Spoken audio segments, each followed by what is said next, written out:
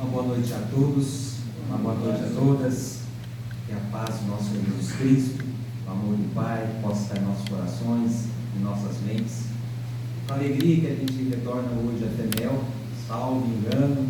Estivemos aqui em setembro do ano passado, então há alguns meses, né, velho?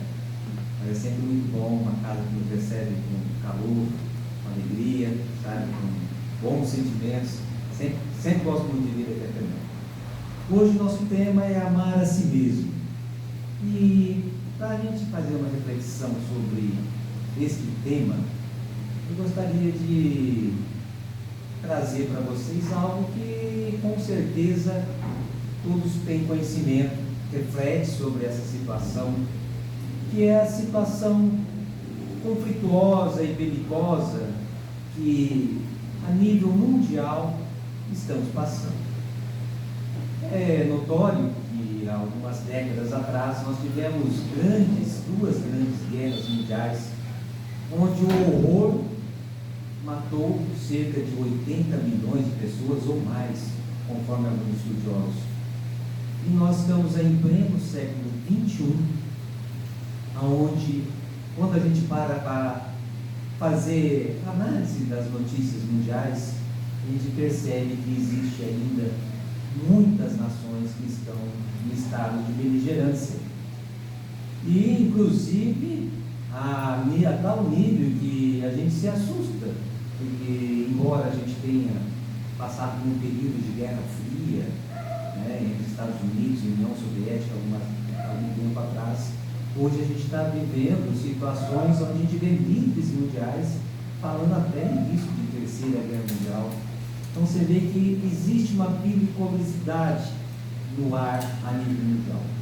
E quando a gente vai para analisar por que esses conflitos, a gente começa a refletir que se a célula da sociedade são as famílias, então essas famílias se unem e criam certos conflitos que refletem a nível regional.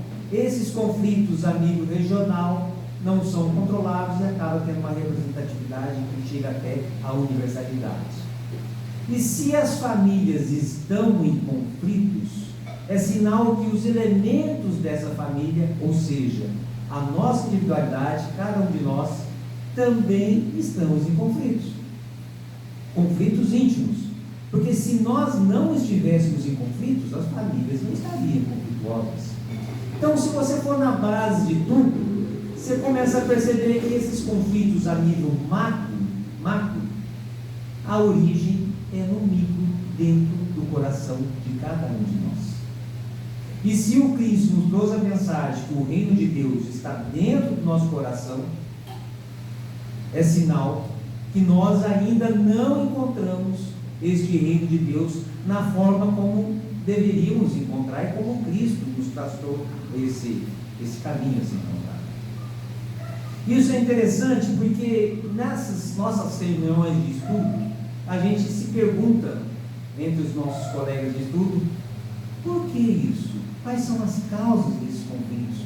Por que a humanidade está passando por uma série de conflitos, as pessoas tão íntimas e tão internas, que, conforme dizem os espíritos, nunca na atualidade, nunca na humanidade, nós tivemos um momento na atualidade onde as doenças psíquicas, as doenças mentais, como por exemplo a depressão, que muitos especialistas chamam de um mal do século, nunca chegou a nível tão astronômico.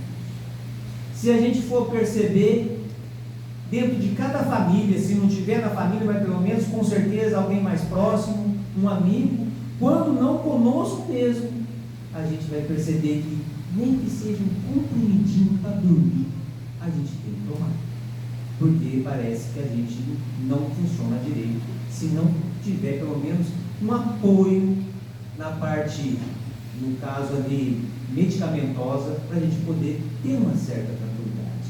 Por que isso? Uma das causas que a gente chegou à conclusão, que hoje nós vivemos a geração do descartável. Vivemos um sistema, isso a nível mundial, não é só aqui no Brasil não só na nossa região, onde as coisas para nós passou a ter uma descartabilidade enorme. Querem ver um exemplo? É fácil de ver esse exemplo. Não vai longe o tempo onde era muito comum, talvez aqui em Biporã, vocês ainda vão ver exemplos disso, mas cada vez menor. Era comum uma família ter aquela residência de moradia e ali os pais viverem a vida inteira, os filhos vivem ali, passa para os netos de geração em geração e fica várias gerações habitando aquela mesma residência. Hoje, para vocês terem uma ideia, a média de uma família de classe média de habitabilidade na mesma residência é de 4 anos. A pessoa não quer mais a casa. Esse apartamento já não serve para mim, já ficou ultrapassado e eu quero trocar, e dá aquela ansiedade enorme para se mudar de região e muda. Classe média hoje está assim, somente em grandes centros. Antigamente, a gente comprava um carro e era sempre aquela mesma carinha. E aquela carinha mudava uma coisinha aqui, um farolzinho ali, era aquela carinha até ele sair de linha. E muitas vezes a gente ficava anos com o carro. Hoje, nós estamos no mês de abril. Há 2 meses atrás já lançaram os lançamentos de 2026. E quem comprou o carro em março já está aperreado, porque o carro dele já vai mudar de linha de novo. Isso porque quando um vizinho compra primeiro que ele olha no vizinho e fala, não pode, meu carro está 0, já não é mais 0. E isso causa uma grande frustração. Olha a situação. A gente entra numa loja para comprar um computador, olha lá o topzera, top de linha. Olha que eu chego em casa, já fico sabendo que ele não é mais topzera. Isso me causa frustração. Smartphone? Nem se fala. Fico horas conversando com o vendedor na loja e não sei qual comprar. No outro dia eu volto, ele tem outras horas para me expor tantos modelos que tem à nossa disposição. Não vai longe o tempo que eu tinha cabelo. Não tem isso, mas eu tinha cabelo. Eu tive cabelo um dia. Eu entrava no supermercado, era um supermercado, um mercado. Só tinha 3 tipos de shampoo. Shampoo para cabelo seco, para cabelo oleoso e para cabelo normal. O meu, como era seco, eu pegava o shampoo de cabelo seco e ia para casa que eu fazia. Hoje, eu vou com minha esposa, entro dentro de uma loja só de cosméticos. E tem uma seção só de shampoo. E tem tanto rótulo, tanto tipo de shampoo para cabelo escuro, para cabelo branco, para cabelo cor-de-rosa, para cabelo azul, para cabelo quebradiço, para cabelo de 2 pontas, 3 pontas, 100 pontas, de tudo quanto é jeito. Aí a gente olha, aí a gente sai da loja sem comprar nada. Amor, você não vai comprar nada? Não, acho que não vou comprar nada. Ou eu vejo o setor de shampoo, eu vou lá e tem 100 tipos de shampoos. Eu pego um shampoo. A hora que eu olho para a prateleira e vejo que eu deixei 99 shampoos na prateleira, me dá uma frustração enorme. Porque eu não fico mais feliz para ter meu shampoo de cabelo seco. Isso é a geração do descartável. Sabe? O sistema, se a gente não se ater, ele nos moe como se fosse um moedor e nos joga para fora totalmente quebradinho. A gente chama isso de geração descartável, geração do consumismo. Kardec, sabendo disso, na questão 799 do Livro dos Espíritos, ele pergunta como que o Espiritismo, eu sempre falo isso porque eu acho que é uma questão muito marcante, como que o Espiritismo pode contribuir para o progresso da humanidade? E a resposta é muito forte. É muito forte. A gente fala assim, nossa, mas é uma resposta dos Espíritos federando? Sim, eles deram a resposta. A resposta foi destruindo o materialismo. Olha que coisa forte. Os Espíritos federando falando em destruição. Porque existe a lei do progresso e existe a lei de destruição. Não é só destruição material, não. A gente destruir essa questão do materialismo, do apego que a gente tem dentro da gente.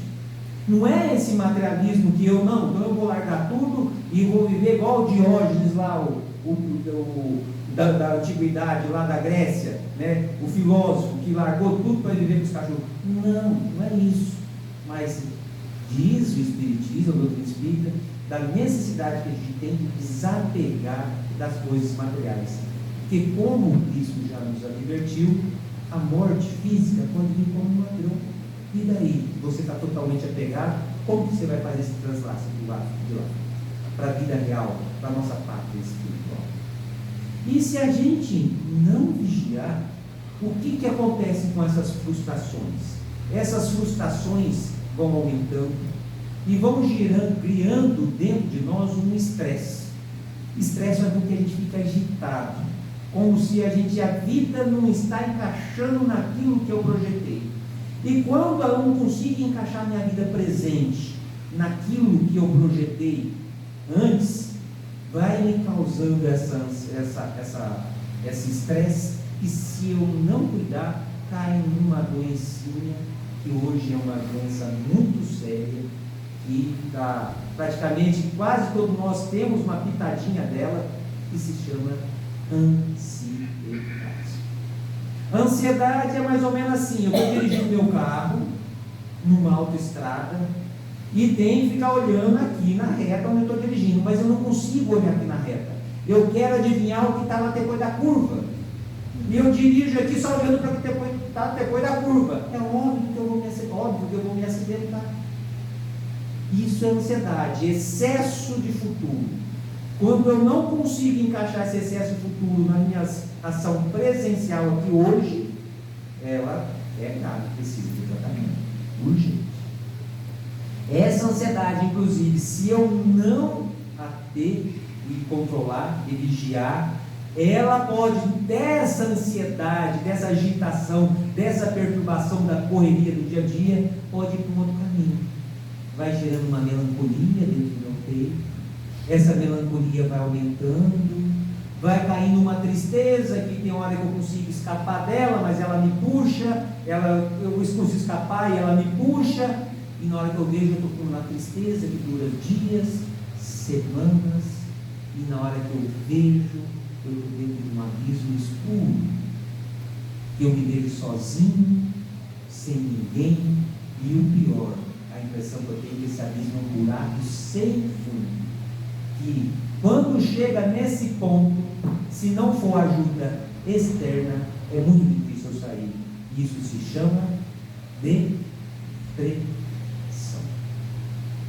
Depressão é uma doença gravíssima da mente humana, sim, mas que tem as suas origens nessas raízes desse sistema consumista que me traz frustrações, que me traz uma série de ansiedades, que me faz sentir fracassado.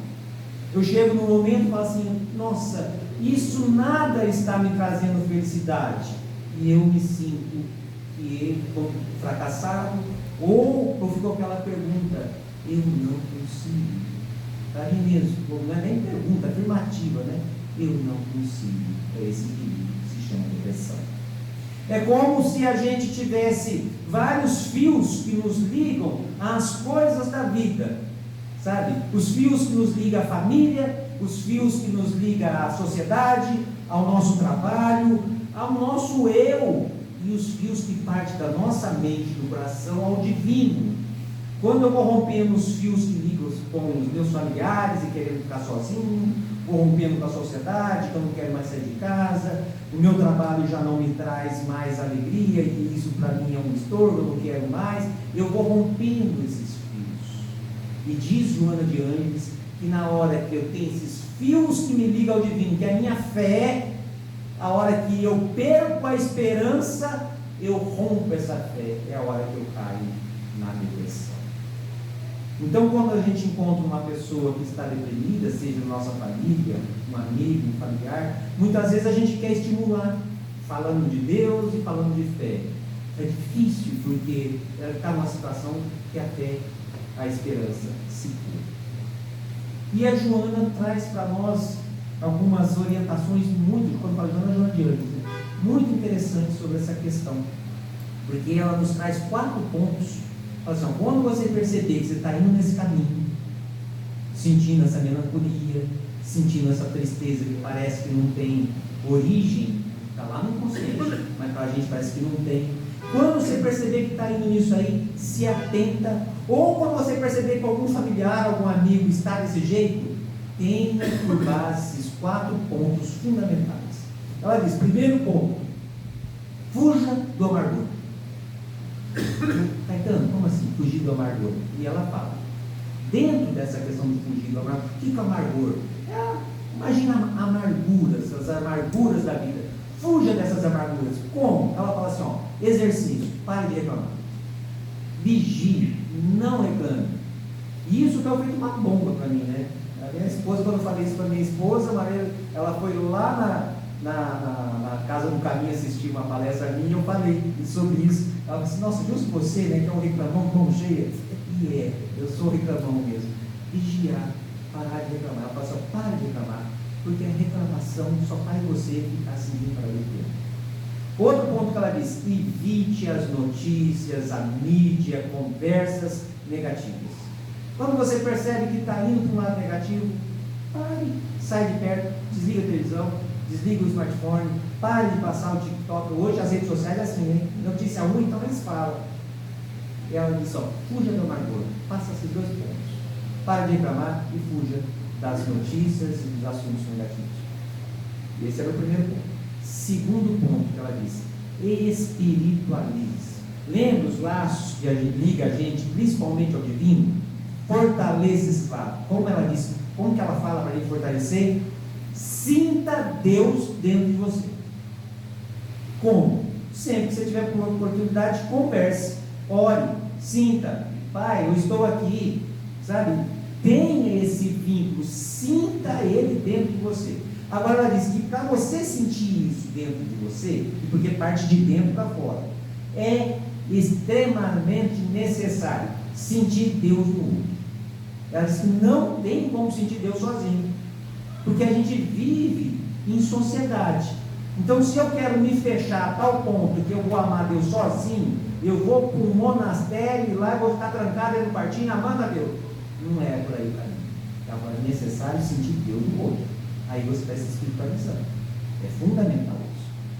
Terceiro ponto que ela diz, compaixão, que está ligado a espiritualizar-se. Compaixão, segundo ela, nada mais é do que a capacidade que a gente tem de se comprometer com o outro. A capacidade que a gente tem de se preocupar com o outro. Então, compaixão não é dó. Sabe quando você tem sente aquela dó, aquela tristeza danada pelo tal que está acontecendo alguma coisa com o outro? Não. Compaixão, você está forte, firme, se compadecer do outro, se comprometer com o outro e se preocupar com o outro. Aí sim, aí você está vindo da compaixão. E o último ponto que ela coloca, fala assim, cuide-se. Parece simples, né? Falar cuide-se. Cuide-se. Quem já viu uma pessoa passando por depressão? Toma banho? Não toma banho. Quer se alimentar? Não quer se alimentar. Escova os dentes? Não escova os dentes. Está preocupado com a roupa que está vestindo?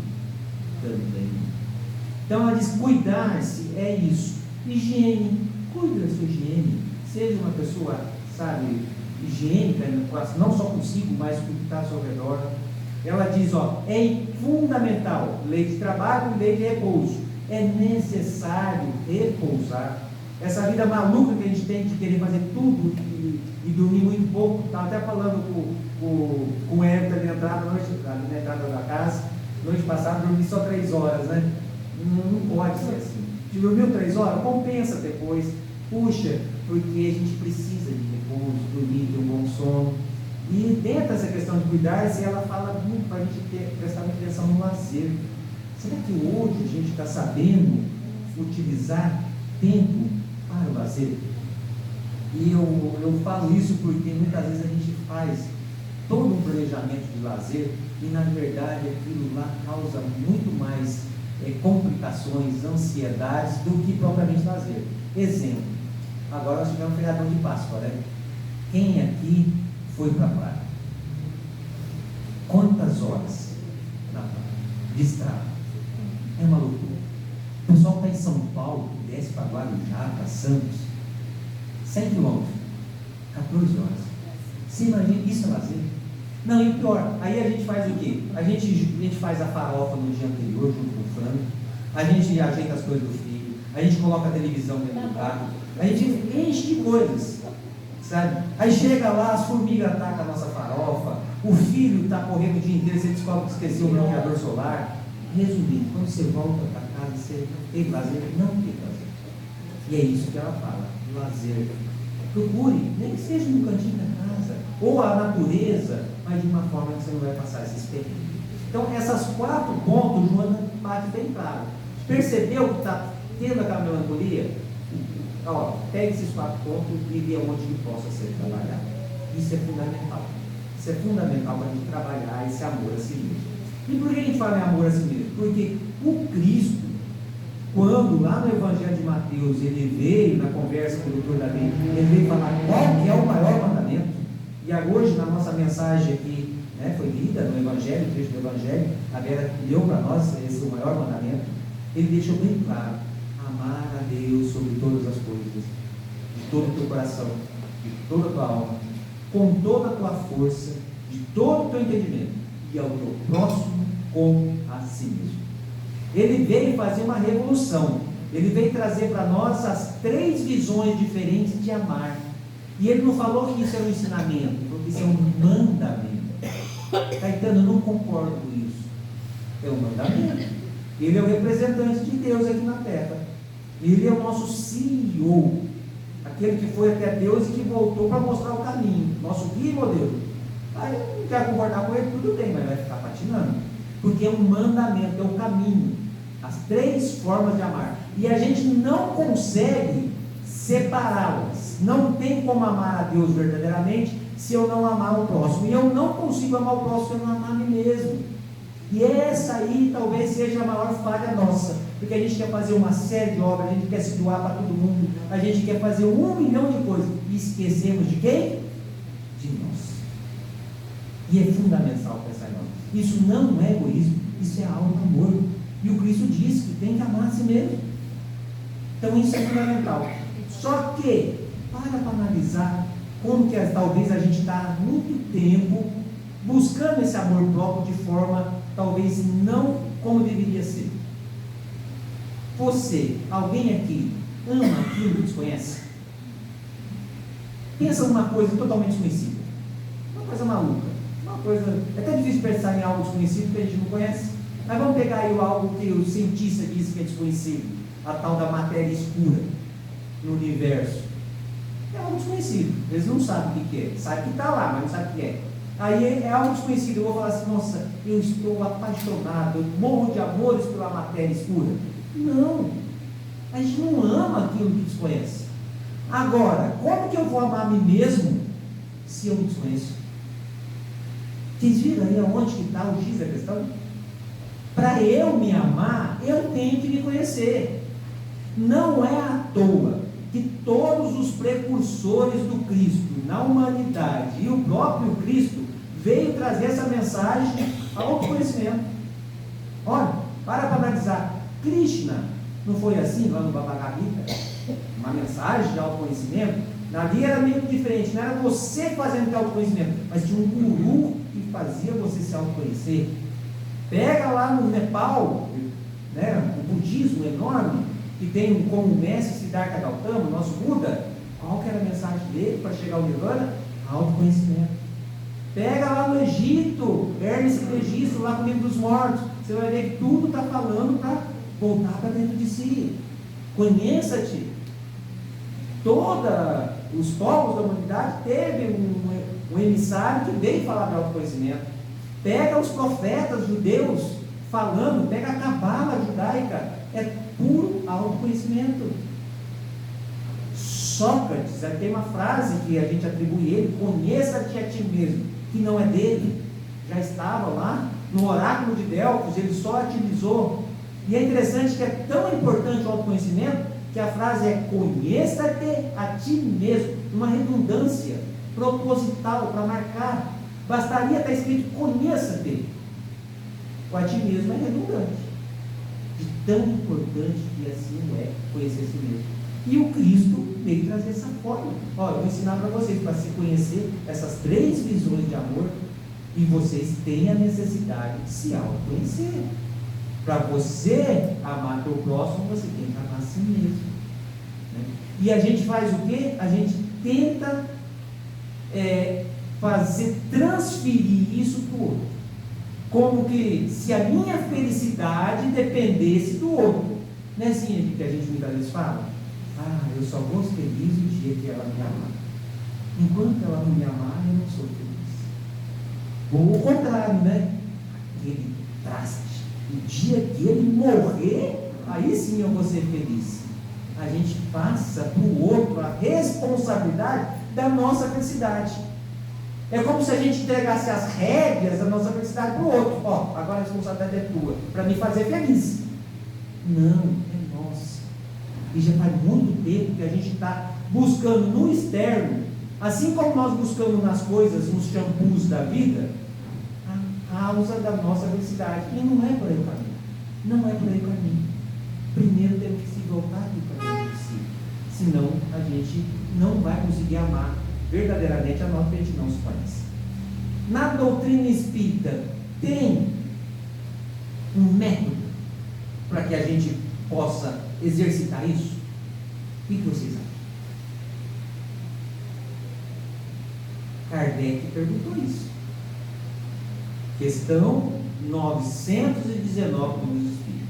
Ele vai perguntar assim o seguinte, ó: qual que é o meio mais eficaz? Qual é o meio mais prático para que a gente possa melhorar nessa vida e se afastar do mal? Olha o que ele pergunta. Existe um meio mais eficaz? Existe algo assim mais prático? Fala para a gente isso, perguntando para a espiritualidade. Como que eu posso melhorar na minha vida e me afastar do mal? Como foi a resposta dos espíritos? Um sábio da antiguidade já vou disse: conheça-te a ti mesmo. Aí Kardec, obviamente sabendo já da máxima de Sócrates, ele fala assim: nós bem sabemos da grandiosidade dessa máxima, mas ensina-nos como que eu faço para conhecer-me a mim mesmo. Se Kardec perguntou isso, imagina se nós também não temos dificuldade. Aí quem vem responder para ele? Vem um bispo da igreja romana, lá do século IV e do século V, que trabalhou, foi bispo em Hipona, uma cidade da África na época, naquela época, você imagina como que era. E ele foi considerado um dos maiores teólogos da igreja romana. Agostinho, Santo Agostinho. Ele vem, e ali tem 2 páginas e meia de resposta, dentro do Livro do Espírito, nessa questão 919. E fala assim para a gente, ó: faça como eu fiz quando estava na terra. Todos os dias, ao me deitar, eu fazia uma reflexão sobre as minhas ações que eu fiz no dia. Aí eu pergunto: quem de nós aqui faz isso todo dia? Eu vou falar por mim. Eu fiz. Antes passava a dormir 3 horas, você imagina se eu fiz. Não fiz. Né? Mas é isso que tem que fazer. Se não quiser fazer na hora do dormir, escolha o momento da hora do dia. O bom no final do dia é que você consegue fazer análise do dia inteiro. Né? Mas o mais interessante dessa fala de Santo Agostinho, que não basta. A gente pensa que só fazer análise resolveu. Não. Aí ele diz: ó, você vai fazer análise das suas ações. Aí você chega à conclusão, depois você faz as análises: será que isso é certo? Será que é? Porque muitas vezes a gente faz uma análise e acha que está certo, aquilo que fez errado. Quer um exemplo?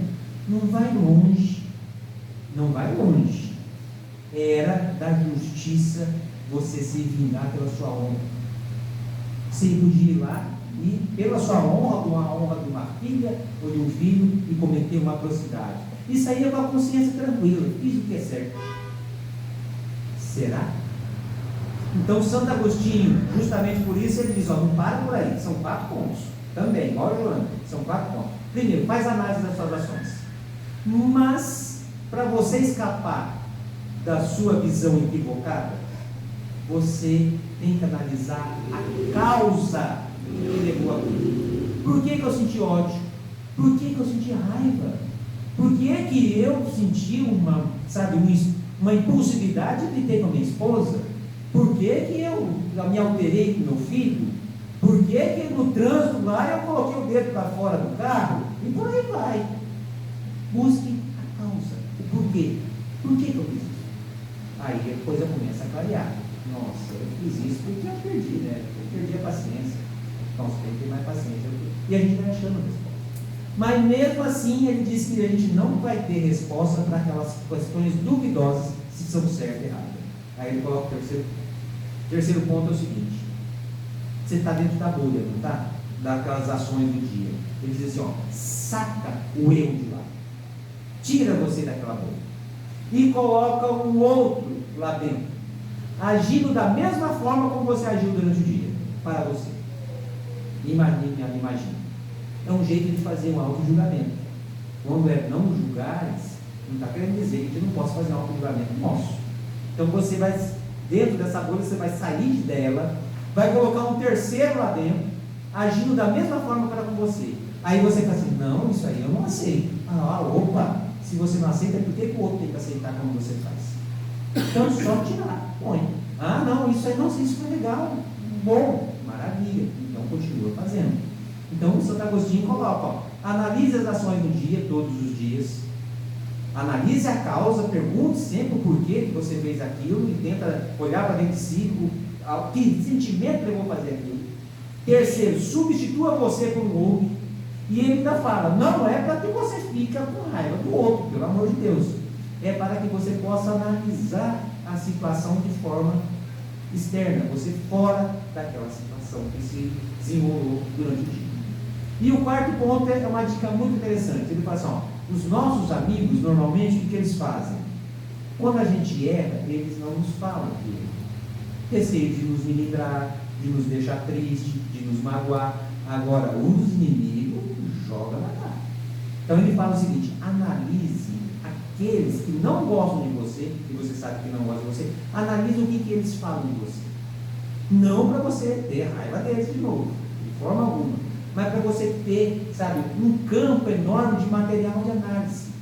Porque na maior parte das vezes eles falam a verdade sobre a vida. Às vezes aumenta um pouquinho, né? Mas se você for fazer uma análise de fato, aquilo que às vezes te machucou, nossa, fulano, mas não, se você for olhar o pé da letra, não é que ele tem razão, não é que eu fiz isso. Então Santo Agostinho coloca para nós esses 4 pontos, para a gente fazer uma reflexão sobre nós. E a gente muitas vezes procura o coach A, o coach B, o coach C, para tentar se entender. E esquece que dentro do Evangelho, do Livro dos Espíritos, temos ali um método, coach Agostinho, nos mostrando como que a gente deve fazer a análise das nossas ações, do porquê que a gente fez as coisas, e fazer essa reflexão, colocando o outro no lugar e fazendo uma análise do que as pessoas dizem da gente. Olha, o método espírita. Então temos um método espírita dentro da doutrina espírita? Sim, Santo Agostinho ensinou. Isso respondendo àquela pergunta de Kardec. Né? Olha que coisa completa. Então são essas questões fundamentais para que a gente faça essa reflexão e comece a se amar cada vez mais. Sabe? Que a gente possa olhar para cima, meu Deus, eu estou aqui. Eu sou importante para o mundo, eu sou importante para a minha família, eu sou importante para Deus. Quando vocês, se vocês já passaram por isso, espero que não. Mas olha uma situação em volta de uma pessoa que se suicidou. O buraco enorme que fica. Uma pessoa perdeu a vida física, outros tantos ficam em volta daquela situação como mortos-vivos. Os pais, os irmãos, os amigos, os familiares. E a pessoa mesmo que cometeu aquele ato não conseguiu enxergar isso. Não conseguiu enxergar. Muitas vezes. Então, olhemos e tenhamos essa visão. Mas eu sou importante, nem que seja para o meu gatinho, nem que seja para o meu cachorrinho. Eu tenho essa importância. Nem que seja só para mim. Eu sou importante. Isso é fundamental para a gente manter essa chama da nossa fé. E já encerrando, já caminhando para o final, eu gosto de contar quando a gente fala de amar a si mesmo, nada melhor do que uma crônica para memorizar bem isso, né? E nosso irmão Elahai, Jorge Elahai, traz uma crônica oriental, eu acho fantástica, encaixa perfeitamente no momento. É a história de Malaquias. Esse Malaquias era um homem muito rude, um homem bronco, sabe? Um homem que nem os familiares dele gostavam dele. Era um homem que a violência imperava, sabe? E o tempo foi passando. Diz que Malaquias um dia foi olhar o reflexo dele na água do nada, e ele percebeu que a testa já estava mais, franzina, os seus cabelos estavam já mais esbranquiçados, a barba também, as marcas de expressão, e ele teve um choque de realidade. Meu Deus, a vida está passando, e eu não encontrei o caminho do céu. Aí ele ficou em desespero. Aí ele lembrou que no alto do monte próximo onde morava um guru, numa casinha, e que não alimentava as pessoas. E ele foi lá, subiu o monte, chegou lá e bateu na porta do guru. O guru saiu, já conhecendo Malaquias e da fama de violência de Malaquias, até meio assustado. Ô Malaquias, você por aqui, em que posso te ajudar? E ele olha assim: ó mestre, todos falam tão bem de você, me ajude.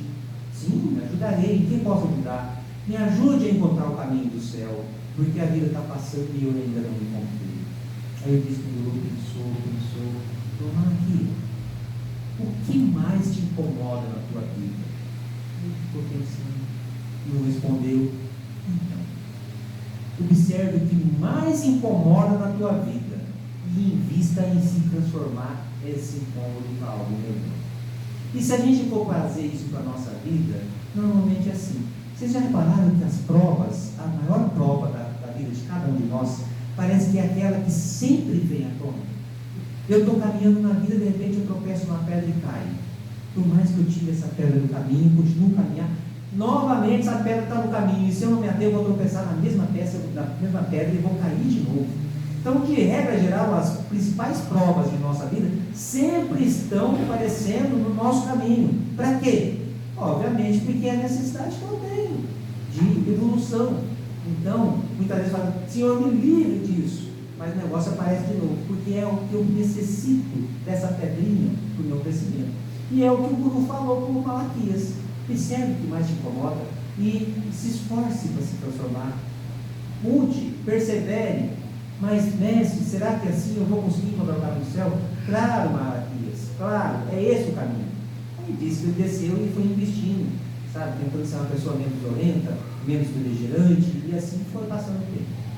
Passou um tempo e ele com seus conflitos íntimos de novo, aquela agitação, aquela palpitação, nossa, tem que procurar o mestre novamente. Sobe o morro, encontra o mestre e pergunta para o guru: mestre, eu estou aqui novamente porque estou muito conflito. Ô Malaquias, fale o que aconteceu. Eu fiz o que o senhor fez.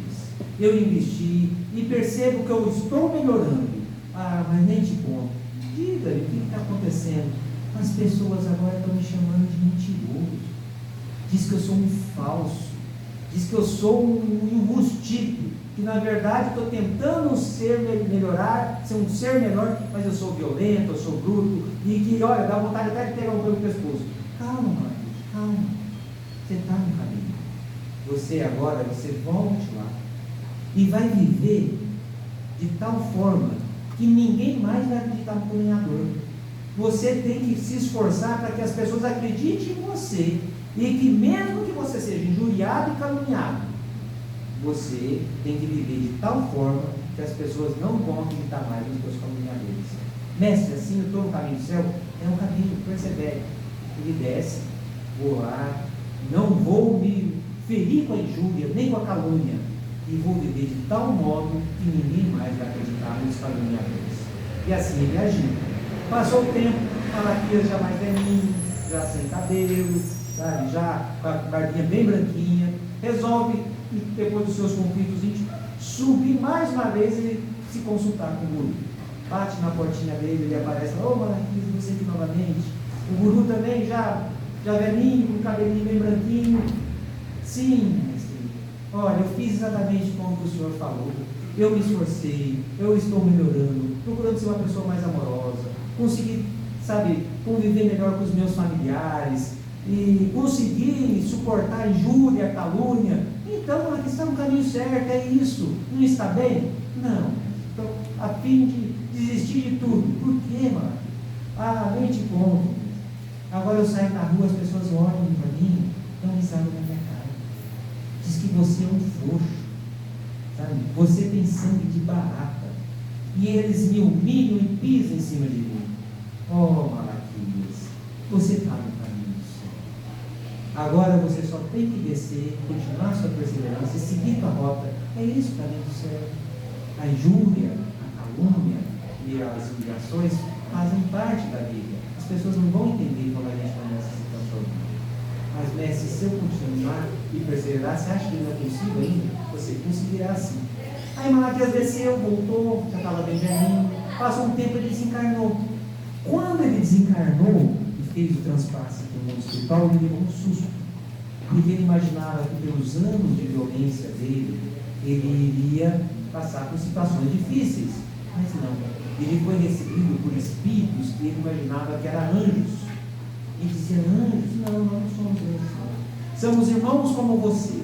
Mas Malaquias, pelo teu esforço, por tudo que você fez por se transformar, por aprender a se amar teu irmão, amar tua família, amar os amigos, suportar as dores, os sofrimentos, as injúrias e a calúnia, hoje você vai poder merecer, se você quiser, ser um dos membros da nossa falange de socorro.